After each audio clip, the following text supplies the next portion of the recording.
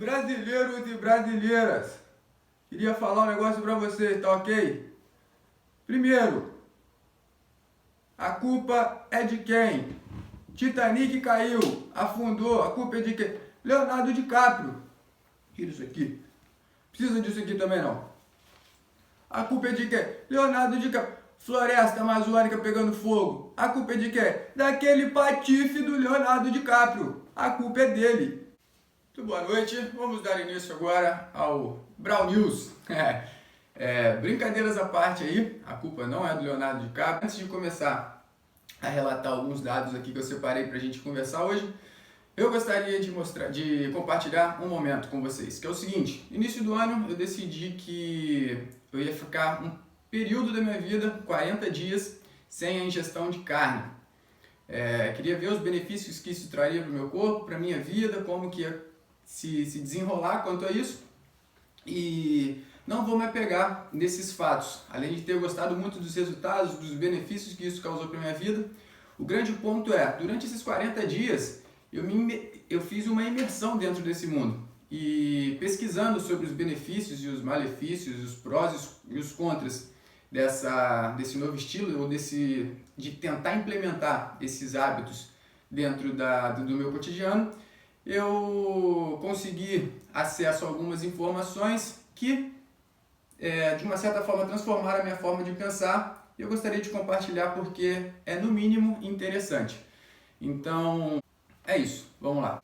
Então, alguns cientistas vêm dizendo que um limite seguro aí de emissões de dióxido de carbono na atmosfera seria de 350 partes por milhão. Atualmente, esse número já se encontra em 400 partes por milhão. É um fato também que se a temperatura média da Terra subir 2 graus Celsius, e isso a gente está falando só de 2 graus Celsius, isso já seria o suficiente para causar seca.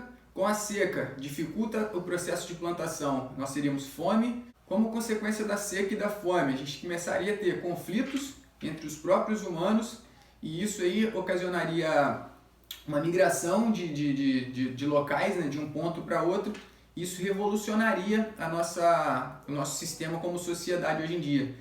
O fato é que não temos ainda esse aumento de 2 graus Celsius, mas algum desses problemas a gente já tem como habitual na nossa sociedade. E talvez a gente só comece a se dar conta quando alguns países começarem a ficar submersos, de acordo com o descongelamento, ou então começar de fato a ter várias mortes e conflitos diariamente, infelizmente, para a gente cair na realidade.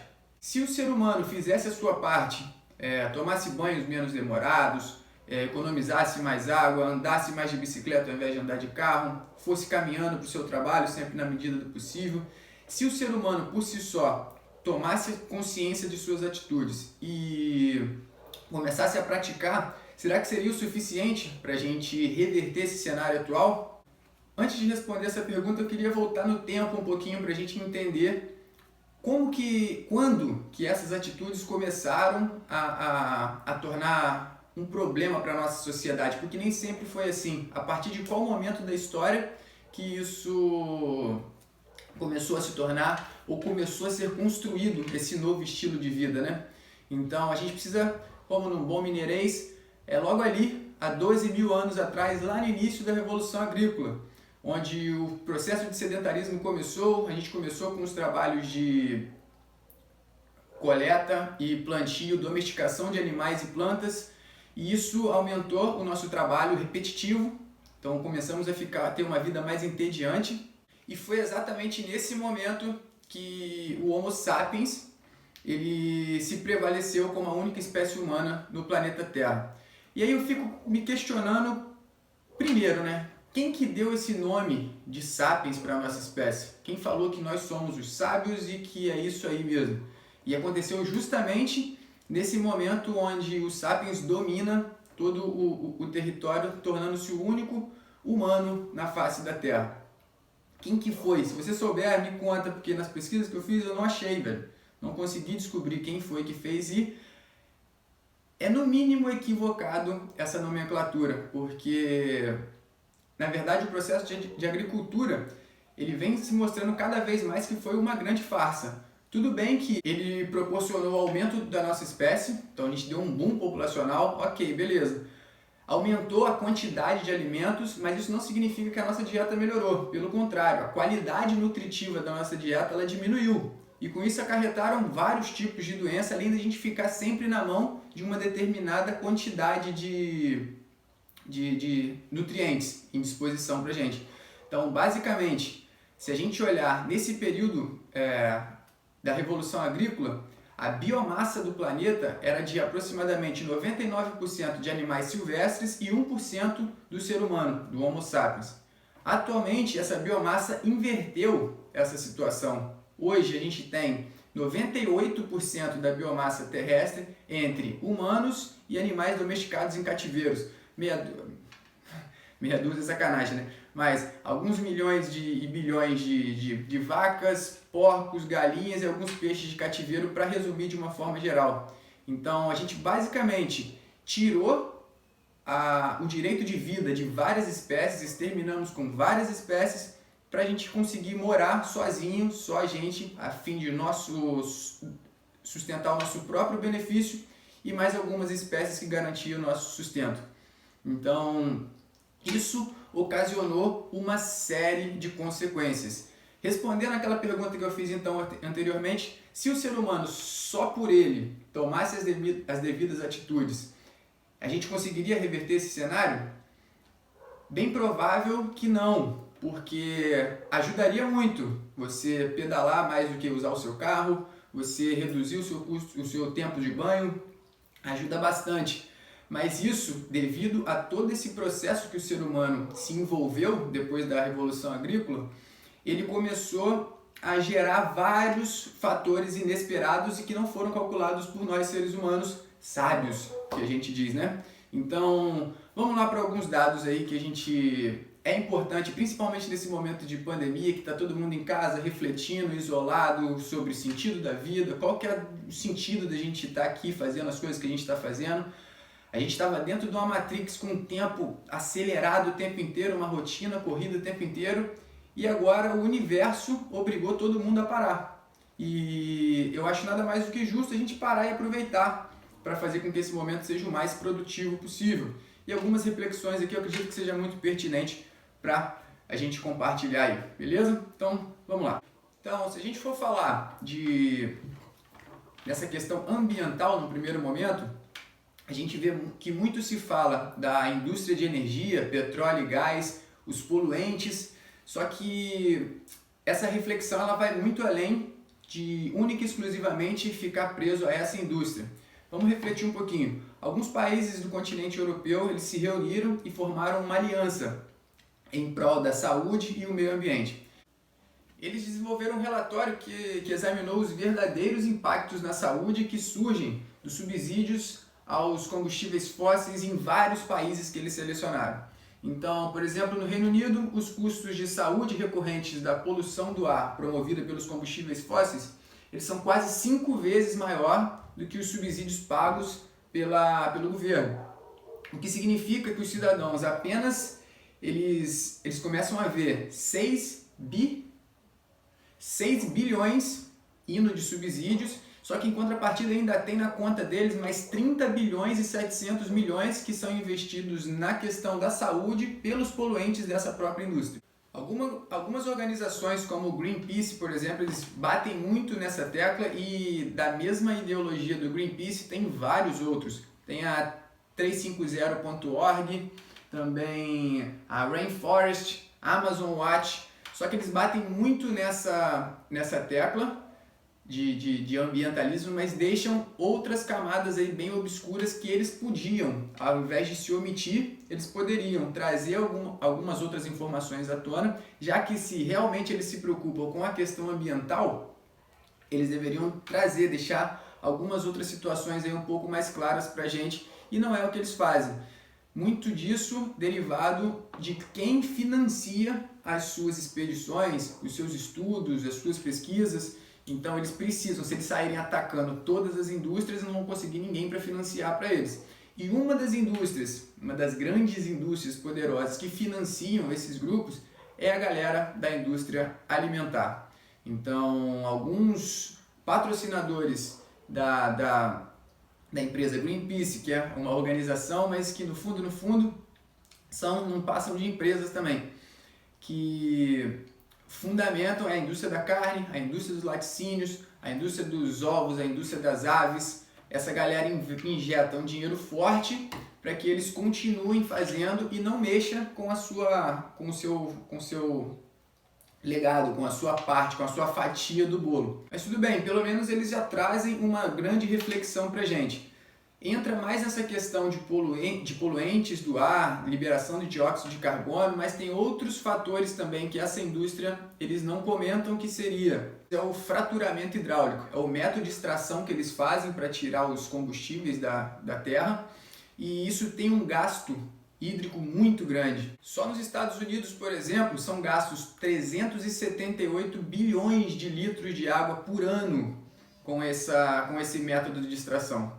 Isso aí, 378 bilhões. Só que esse número ainda fica quase que uma gota no oceano se a gente for comparar com a indústria da carne. A indústria da carne ela gasta por ano 125 trilhões de litros de água. E sendo que a indústria agropecuária, em relação a poluentes de ar, se compara ou até pode ser superior à indústria dos transportes. Então, isso significa dizer que a indústria do laticínio e a indústria da carne juntas, elas poluem tanto quanto ou até mais do que todos os carros, todos os caminhões, todos os ônibus, todos os aviões juntos. Esse dado é de acordo com a ONU. A ONU traz que a indústria do gado, ela emite fatores que corroboram para o efeito estufa muito maiores do que a indústria do transporte. Só para a gente ter uma referência, para a produção de um hambúrguer de 114 gramas de carne, são necessários aproximadamente 2.500 litros de água. Isso levando em consideração todo o processo de produção, desde a base alimentar, a água que é usada na base alimentar, no plantio de soja, até o cultivo do crescimento desse boi para o abate, até chegar a esse produto final. Eu quero trazer com isso a reflexão seguinte: muito se fala em economizar água, em nós seres humanos, fazermos a nossa parte.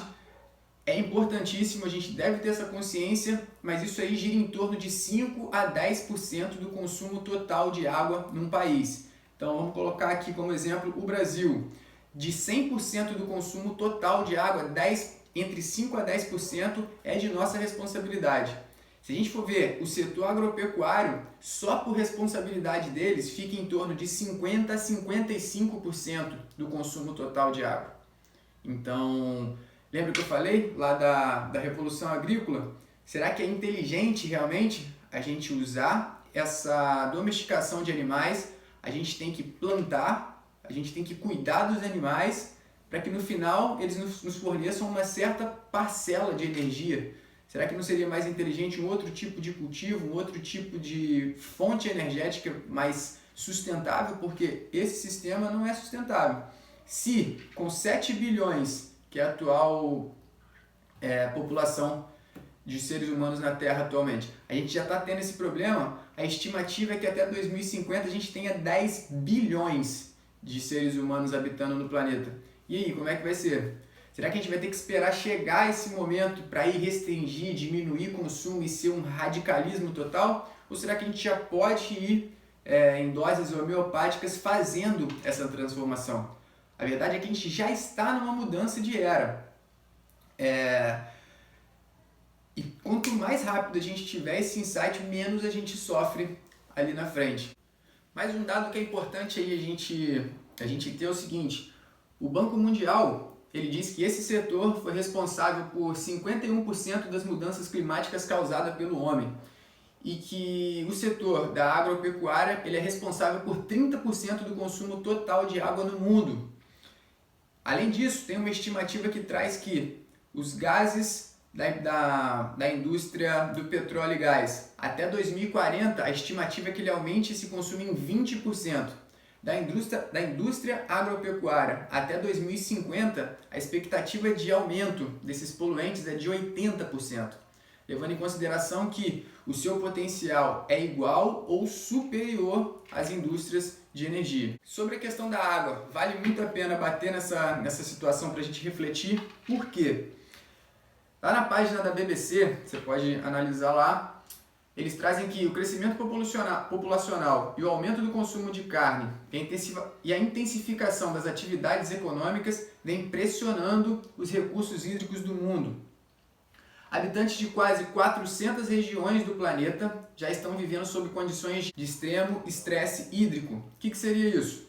Estresse hídrico é a quantidade de água que a gente absorve do solo, o quanto que a gente está estressando. Em 400 regiões eles já estão no extremo estresse hídrico. Isso é de acordo com uma pesquisa World Resources Institute de Washington. Esse cenário ele não se repete no Brasil ainda, mas em alguns estados brasileiros já apresenta um parâmetro baixo-médio, diferente de boa parte da realidade nacional. No site da BBC tem um mapa onde ele mostra que do Chile ao México, de áreas da África, da Europa, toda essa galera já tem um grande nível de estresse hídrico, sendo que quase um terço da população global, 2,6 bilhões de seres humanos, vivem em países em situação de estresse hídrico, sendo que desses 2,6, 1,7 bilhão vivem em nações classificadas como extremamente carentes de água. Mas aí você pode falar assim, mas eu vi uma notícia que o Bill Gates está ajudando nessa situação, e o Bill Gates está... Na verdade, a gente tem que fazer uma certa análise, porque o mesmo Bill Gates que ajuda no desenvolvimento hídrico é o mesmo que financia pequenos produtores da indústria da carne no estado da Califórnia, por exemplo. Então é meio que se ele estivesse tirando de um lado para tapar do outro, porque se ele apoia a indústria agropecuária e faz um trabalho desse com água, e ele sabe que a indústria agropecuária gera esse monte de gasto, talvez seria mais fácil ele não fazer esse investimento aqui e todos os recursos hídricos daqui disponibilizar e distribuir. Talvez seria muito mais efetivo do que simplesmente pegar uma parcela da riqueza dele e tentar fazer alguma coisa para dar uma acalmada no seu ego. Algumas dessas informações aqui eu vi também no documentário do Leonardo DiCaprio, o Cowspiracy e What the Health. Então, muito justifica o nome dessa chamada do vídeo. A culpa não é dele, a culpa, na verdade, é de todo a sociedade humana, que precisa entrar numa conscientização. Não adianta nesse momento a gente ficar apontando o culpado A ou o culpado B. A culpa não é do Bolsonaro, apesar dele estar fazendo um monte de cagada. A culpa não é dele, a culpa não é de quem passou. A culpa é de um processo histórico, um processo de evolução. Então, enquanto a gente ficar num pensamento imediatista, tentando apontar para possíveis culpados sobre a atual situação, na verdade é o momento da gente se unir forças, conectar, formar as nossas comunidades, cada comunidade desenvolver aquilo que tem de melhor, potencializando as suas unidades para que isso se conecte e forme um coletivo muito mais forte. É o momento de unir, de criar pontes, não de criar muros aí entre os seres humanos. Algumas outras informações, como o desmatamento da floresta amazônica para o cultivo da agropecuária, as zonas mortas dos oceanos que estão sendo causadas derivados dos dejetos que os insumos da agropecuária são despejados nos oceanos e aonde ele se alastra já não está nascendo mais vida. Então, toda essa consciência de que um estilo de vida impacta todo um ecossistema, vale muito a pena nesse momento a reflexão. A grande reflexão é que a gente está perdendo a nossa identidade, a gente está perdendo a nossa cultura e agora a gente está perdendo o que a gente tem de mais precioso, que são os nossos recursos naturais. E quando agora eu falo eu falo a gente como brasileiro, porque estamos sofrendo um processo de exploração de grandes empresas, de grandes indústrias, só em cima do pensamento em cima de dinheiro. Esse governo só pensa em crise econômica, a gente está no meio de uma pandemia e ainda assim a economia é a maior preocupação do nosso representante. Então, é um momento realmente de parar, analisar o quão sustentável é o modelo atual que a gente está vivendo e quais são as alternativas para mudança, para trocar e não ficar simplesmente tapando o sol com a peneira e tomando soluções imediatistas. Como que uma dieta pode impactar na qualidade de vida, como que um hábito alimentar ele influencia ou não nos aspectos da saúde humana, né? Uma grande reflexão durante esses 40 dias sem a ingesta de carne foi qual o tipo de energia que eu estou colocando para dentro do corpo. De onde que vem o meu alimento? Como que ele é preparado? Qual é a energia que está por trás do alimento que eu estou colocando para me nutrir? E como que isso impacta na minha vida, nas minhas relações, na minha percepção de mundo? Eu acredito que essa seja a maior reflexão. Não estou aqui falando para que você seja vegano, não estou aqui falando para que você adote. A realidade é, não precisa ser vegano. Eu fiquei 40 dias sem, até hoje eu estou restrito a algumas, principalmente a carne. Continuo comendo alguns ovos, mas a quantidade diminuiu absurdamente. A realidade é que não precisa ser vegano, mas também não precisa comer carne todo dia.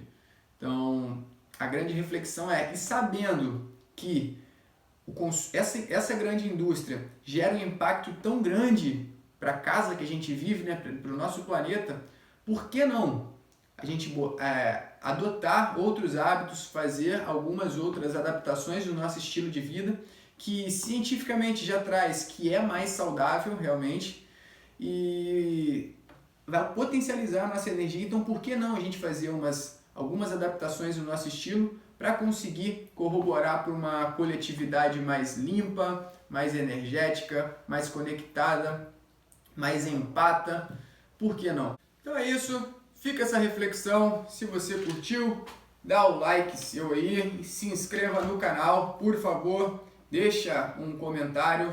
Quero saber a sua opinião aí sobre hábitos alimentares, como você tem feito nesse momento de pandemia. Eu acredito que um dos fatores mais interessantes para a gente praticar aí é realmente aquela situação, se você realmente está com fome ou está com vontade de comer. Já tentou fazer um jejum?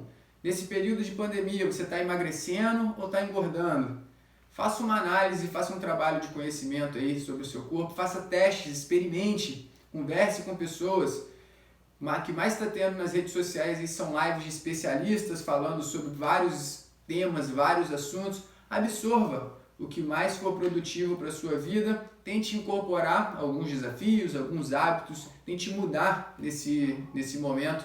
Não custa nada, não custa nada. A gente está com tempo disponível agora para fazer esse trabalho de reconexão, tentar buscar a nossa essência, saber o que funciona para a gente, o que não funciona. E é isso aí. Quer saber mais, quer trocar ideia, pode me chamar aí diretamente. Quer ter acesso às informações, tem todo um arquivo, pode me pedir diretamente nos comentários que eu envio sem problema nenhum. Perfeito? De onde que eu tirei as informações, quais são as referências. Então, envio tudo e vamos trocar essa ideia, vamos bater esse papo, porque a gente está aí nesse mundão para evoluir. Perfeito? Então, um beijo no coração, tudo de bom e até qualquer dia aí com o próximo Brau News. Tamo junto!